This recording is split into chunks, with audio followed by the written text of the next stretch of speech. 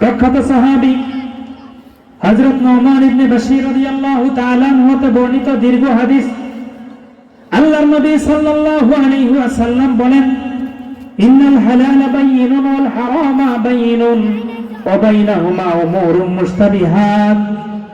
ও আমার উম্মত, জেনে রাখো, পৃথিবীর মধ্যে হালাল জিনিসগুলো স্পষ্ট। হালালটা কি? স্পষ্ট, সবাই জানে এটা হালাল, এটা হালাল, এটা হালাল। ও হারাম বায়িনুন, হারামটাও স্পষ্ট। হারাম এটা অবৈধ, এটা খাওয়া যাবে না, এটা ব্যবহার করা যাবে না, এই হারাম পথে চলা যাবে না, এটাও স্পষ্ট, এটা মানুষ জানে। আল্লাহ পাক কোরআন এবং রাসূলুল্লাহ হাদিসের মাধ্যমে জানিয়ে দিয়েছেন। জানাইছেন না? তো জোরে বলি ভাই, জানাইছেন কিনা? সুদ খাওয়া হালাল না হারাম? সুদ খাওয়া যাবে? ঘুষ খাওয়া, নেশা করা, মিথ্যা বলা, গীবত করা, পরনিন্দা করা, চুগলখড়ি করা, অহংকার করা, এগুলি করা যাবে? এগুলো শরীয়তে হারাম। এগুলো কি হারাম? আমার রাসূল বলেন, হালাল স্পষ্ট, হারামও স্পষ্ট। ওয়াবাইনাহুমা উমুরুন মুশতাবিহাত। তবে হালাল এবং হারামের মাঝে এমন কিছু বিষয় আছে যে বিষয়গুলো সন্দেহপূর্ণ জিনিস। এটা হালাল না হারাম, এটার ব্যাপারে মানুষের মনের মধ্যে সংশয়। হালালও হইতে পারে, হারামও হইতে পারে। এক কথায় সন্দেহযুক্ত জিনিস। এমন কতিপয় বিধান আছে, এমন কতিপয় বিষয় আছে যেগুলো হলো সন্দেহযুক্ত। আমার রাসূল বলেন, ফামান ইত্তাকা আনিশ শুবহাতি ফাকাদ ইস্তাবরা লিদীনিহি ওয়া ইরদিহি। পৃথিবীর মধ্যে যেই ব্যক্তি এই সন্দেহযুক্ত জিনিস থেকে বেঁচে থাকবে, যেই জিনিসের ব্যাপারে সন্দেহ হবে, রাস্তা দিয়ে হাঁটতেছেন, আপনার পকেটেও 500 টাকার 10টা নোট ছিল অথবা 11টা ছিল, রাস্তার মধ্যেও একটা পড়া দেখছেন, এই 500 টাকার নোট এটা কি আপনার না আরেকজনের, এটার ব্যাপারে আপনার সন্দেহ যদি হয়, তাহলে এটা নেওয়া যাবে? নেওয়া যাবে? তো আল্লাহর নবী বলেন, ফামান ইত্তাকা আনিশ শুবহাত, যেই ব্যক্তি সন্দেহযুক্ত জিনিস থেকে বেঁচে রইল, ফাকাদ ইস্তাবরা লিদীনিহি ওয়া ইরদিহি, সে তার ধর্ম, সে তার দ্বীন এবং সে তার ইজ্জতকে হেফাজত করলো। বলেন না সুবহানাল্লাহ।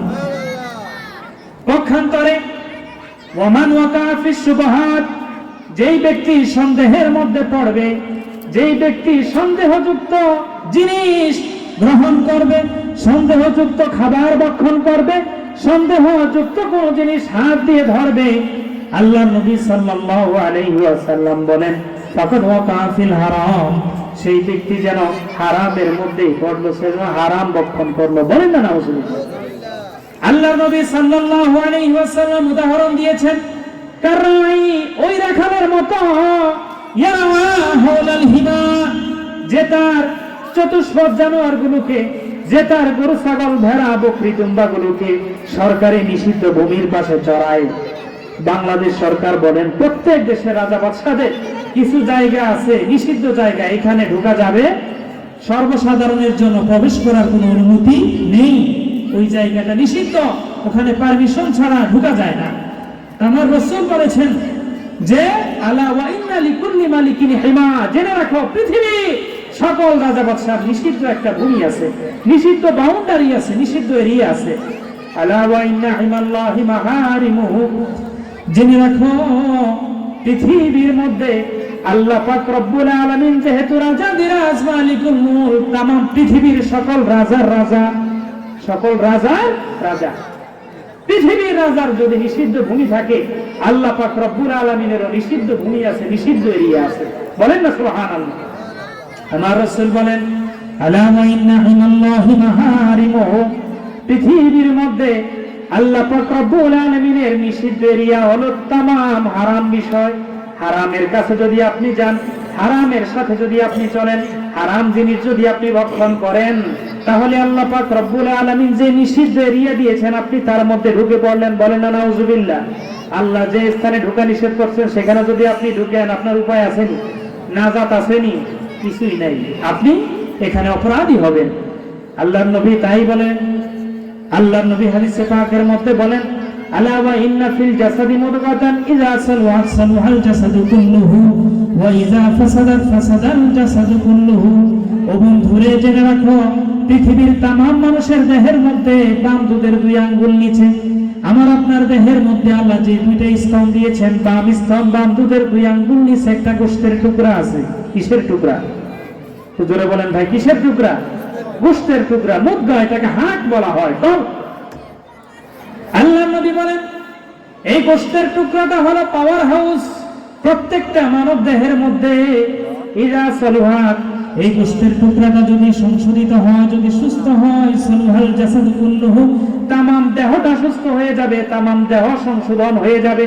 ওয়া ইজা ফাসাদাত ফাসাদাল জাসাদু কুল্লুহু, আর এই গোশতের টুকরাটা যদি নষ্ট হয়ে যায়, গীবতের দ্বারা যদি গোশতের টুকরাটাকে আপনি কলুষিত করেন, হিংসার দ্বারা যদি কলুষিত করেন, মিথ্যার দ্বারা যদি কলুষিত করেন, সুদের দ্বারা যদি কলুষিত করেন, ঘুষের দ্বারা যদি কলুষিত করেন, মিথ্যা অপবাদের মাধ্যমে যদি কলুষিত করেন, চগলখড়ির মাধ্যমে যদি কলুষিত করেন, এক ভাইয়ের বদনাম অপর ভাইয়ের কানে লাগিয়ে দুইজনের মধ্যে বিবাদ ঝগড়া সৃষ্টি করার জন্য যদি আপনার এই অন্তরটাকে কলুষিত করেন, যদি রোগাক্রান্ত বানিয়ে ফেলেন, আমার নবী বলেন ফাসাদাল জাসাদু কুল্লুহু, তামাম দেহটাই এই গোশতের টুকরা নষ্ট হওয়ার কারণে তামাম দেহটাই নষ্ট হয়ে যাবে। আল্লাহর নবী বলেন আলা ওয়াহিয়াল কলব, এই গোশতের টুকরাটার নাম হলো কলব। কি? তো জোরে বলেন না ভাই, কি? অন্তর। কি? অন্তর, কলব। এই কলবটা হলো মানব দেহের অমূল্য একটা সম্পদ। সম্মানিত সুধী ভাইরা আমার, তো যে কথা বলতেছিলাম যে সুদ খাওয়া এটা হারাম, পর্দাহীন ভাবে চলা এটাও হারাম, ঘুষ খাওয়া হারাম, চগলখড়ি করা হারাম। বন্ধুরে, 5 ওয়াক্ত নামাজ যদি আপনি পড়তে পড়তে সেজদা দিয়ে যদি কপালের মধ্যে দাগও ফেলে দেন, আপনার গায়ের পোশাকগুলো যদি জীর্ণ শীর্ণ হয়ে যায়, আপনার দেহটা যদি ইবাদত করতে করতে রুগ্ন হয়ে যায়, কিন্তু যদি আপনি হারামখোর হন, হারাম বক্ষণকারী হন, হারামের সাথে যদি চলাফেরা করেওয়ালা হন, আপনার ওই আমল কাল কিয়ামতের ময়দানে আপনার নাজাতের জন্য সামান্য পরিমাণ উপকারে আসবে না। কথা ঠিক কিনা? সম্মানিত সুধী ভাইরা আমার, এই জন্য আমি কে, আপনি কে, আমাকে আপনাকে নিজেকেই চিনতে হবে। কথা কোন ঠিক না? আমি কে, আমার পরিচয় কি, কোথা থেকে আসলাম, কোথায় আছি, কোথায় যাব? 3টা প্রশ্ন করবেন নিজেকে দৈনন্দিন, 3টা প্রশ্ন করবেন ঘুম থেকে ওঠার পর, যে কোথায় ছিলাম, কোথায় আছি, কোথায় যাব।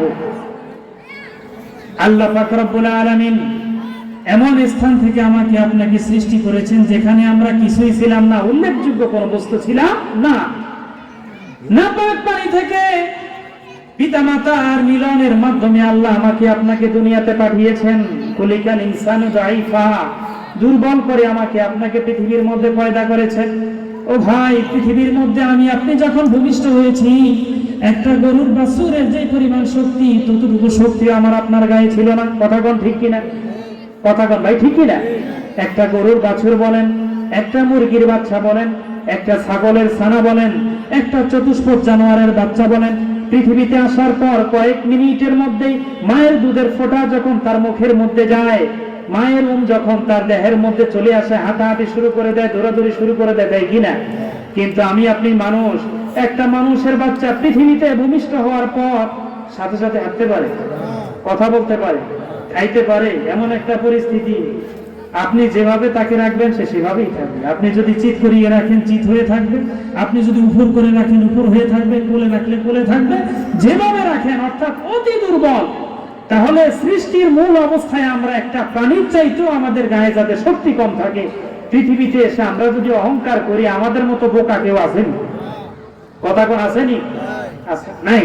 সুতরাং প্রথমে আমার পরিচয়, আমি মানুষ।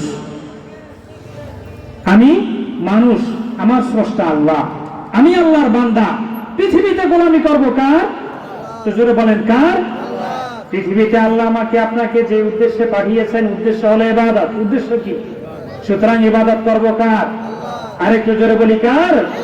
আল্লাহ। আল্লাহ আমাকে কোথা থেকে পাঠিয়েছেন? নিস্তি জগৎ থেকে আল্লাহ আমাকে হাস্তিতে পাঠিয়েছেন। অস্তিত্বহীন অবস্থা থেকে আল্লাহ আমার অতি সুন্দর একটা দেহ তৈরি করে দিয়েছেন।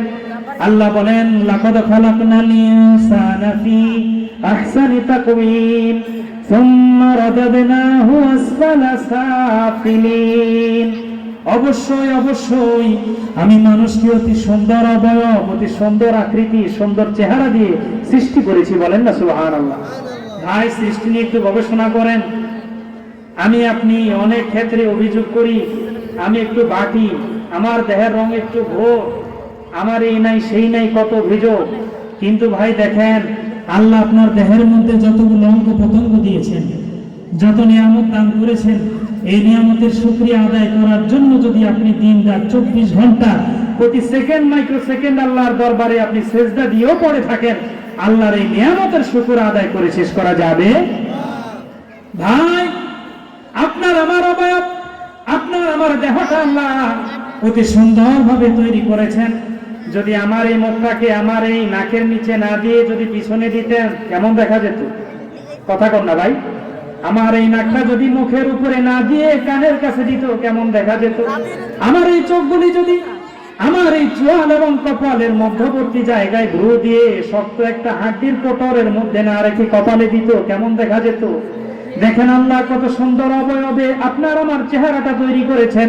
যখন আপনি একটা খাবার চোখের সামনে আসেন, আপনার চোখ বলে দিবে এটার গুণগত মান ভালো, আপনার নাক এটার ঘ্রাণ শুকে বলে দিবে এটা এখনো ভালো আছে। আপনার মুখে দেওয়ার সাথে সাথে জিহ্বার মধ্যে আল্লাহ এত পাওয়ার দিয়েছেন, ওই জিনিসটা টক, ঝাল, মিষ্টি, তিতা নাকি লবণাক্ত সবকিছুই আপনার জিহ্বা একত্রেই বলে দিতে পারবে। আপনার 32 জন প্রহরী এই সামান্য চামড়ার গোশতের একটা টুকরাকে পাহারা দিয়ে আছে। এই পাহারাদার আপনার সকল খাবারের মান বলে দেয়, কোনটা টক, কোনটা ঝাল, কোনটা মিষ্টি, কোনটা শুকনো, কোনটা ভিজা, কোনটা তরল, কোনটা কঠিন। কথা কোন ঠিক কিনা? কথা কন। শুধুমাত্র তাই নয়, চোখের সামনে যখন কোনো জিনিস আনেন, আপনার বিবেক আপনাকে মেসেজ দেয় এই জিনিসটার নাম হলো অমুক, এই বস্তুটার নাম হলো অমুক। যদি আপনার ব্রেন ঠিক না থাকে, যদি আপনি পাগল হন, তাহলে আপনার ব্রেনটা সঠিক মেসেজ দিবে? জোরে বলেন, দিবে? তাহলে যে আল্লাহ আমাকে নিস্তি থেকে আস্তিতে এনেছেন, অস্তিত্বহীন অবস্থা থেকে অস্তিত্ব দান করেছেন, সে আল্লাহ হলেন আহসানুল খালিকিন, তামাম পৃথিবীর সবচেয়ে সুন্দর সৃষ্টিকারী। বলেন না সুবহানাল্লাহ। কোথায় আছি পৃথিবীতে? কোথায় আছি পৃথিবীতে? পৃথিবীর জীবনটা আমার আপনার আসল জীবন নয়, আসল ঠিকানা নয়, বরং মরণের পরেই নির্বাচিত হবে আমার আসল ঠিকানা কোনটা। ঠিক না? কথা কোন ঠিক কিনা? 50 বছর হোক, 60 হোক, 100 হোক, 150 হোক, যত বছর পৃথিবীর মধ্যে থাকি না কেন, এই পৃথিবীর বয়সটা হলো আমার আপনার পরীক্ষার জায়গা। যদি আমি পরীক্ষা ভালো দেই, ফলাফল যদি ভালো করি, তাহলে দুনিয়ার জমিন থেকে বিদায় নেওয়ার পর মৃত্যুর পরে আমার আলমে বরজাখ কবর জগৎ যখন শুরু হবে, ওই কবর থেকে আমার ভালো ফলাফলের ফল আমরা পেতে থাকবো। কথা কোন ঠিক কিনা? মরার পরেই মান মাতা ফাকাত কামাত কিয়ামাতুহু, যেই ব্যক্তি মারা যায় মৃত্যুর পর থেকেই তার কিয়ামতের সকল কার্যক্রম শুরু হয়। কবরটার মধ্যে গেলে আল কবরু রাউযাতুম মির রিয়াদিল জান্নাহ আও হুফরাতুম মিন হুফারিন নিরান, হয়তোবা কবর আপনার আমার জন্য জান্নাতের বাগান হবে, না হয় জাহান্নামের একটা গর্ত হবে। সুতরাং যদি আপনি এই 60 বছরের জিন্দেগিতে সঠিকভাবে চলেন, যদি সঠিক আমল করেন, যদি সঠিক খাবার খান, যদি সঠিক পথে চলেন, তাহলে এই কবরের জিন্দেগিতে আল্লাহ আপনাকে আমাকে জান্নাতের নিয়ামত দিবেন, জান্নাতের সুঘ্রাণ দিবেন। বলেন না সুবহানাল্লাহ। এই জন্য আমি কে, আপনি কে, আমাকে চিনতে হবে। আমি কোথা থেকে এসেছি, আল্লাহ আমাকে কেন পাঠিয়েছেন, কি করি, কি করা উচিত, এগুলো কি হিসাব মিলাই? ঠিক না? আমরা হিসাব মিলাই, কি মিলাই না? হিসাব মিলাই না। যার কারণে আমাদের দৈনন্দিন জীবনে দেখা যায় আমরা শরীয়তের আদিষ্ট বিষয়ের থেকে নিষিদ্ধ কাজের সাথে বেশি জড়াই। আমরা নিষিদ্ধ কাজে নিজেদেরকে বেশি গুলিয়ে ফেলি। শুধুমাত্র আমাদের তলব নাই, হিসাব নাই, আমরা আমাদেরকে জিজ্ঞাসা মানে তদন্তের কাঠগড়ায় দাঁড় করাই না যে আমি যে কাজটা করছি এটা সঠিক কাজ কিনা, আমি যে খাবারটা খেয়েছি এটা হালাল খাবার কিনা, আমি যে কথাটা বললাম এটা সত্য হক কথা কিনা। কথা বলেন ঠিক কিনা?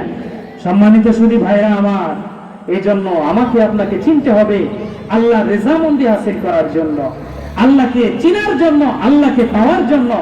আমার নিজেকে যদি আমি চিনি, মানে আরাফা নাফসাহু ফাকাদ আরাফা রাব্বাহু, আমার ব্যক্তি অবয়বের মাধ্যমে, আমার সৃষ্টি নিয়ে গবেষণার মাধ্যমে আমার রবের, আমার প্রভু, আমার আল্লাহর পরিচয় পেয়ে যাবে। বলেন না সুবহানাল্লাহ। এই জন্য এই দুনিয়ার জীবন আমার আপনার কারো আসল ঠিকানা নয়। সম্মানিত সুধী ভাইরা আমার, রাসূল পাক সাল্লাল্লাহু আলাইহি ওয়াসাল্লাম তাম পৃথিবীর মুমিনদেরকে লক্ষ্য করে বলেন, ও আমার উম্মত, জেনে রাখো তোমার দেহের গোশতটা যদি হারামের দ্বারা তৈরি হয়, এই হারাম গোশতের জন্য আল্লাহর জান্নাত নয় বরং আল্লাহর জাহান্নামই অধিকতর উপযুক্ত জায়গা। বলেন না নাউজুবিল্লাহ। তাহলে হারাম খাওয়া যাবে, হারাম পথে চলা যাবে, হালাল খাইতে হবে, হালাল রুজি রোজগার করতে হবে।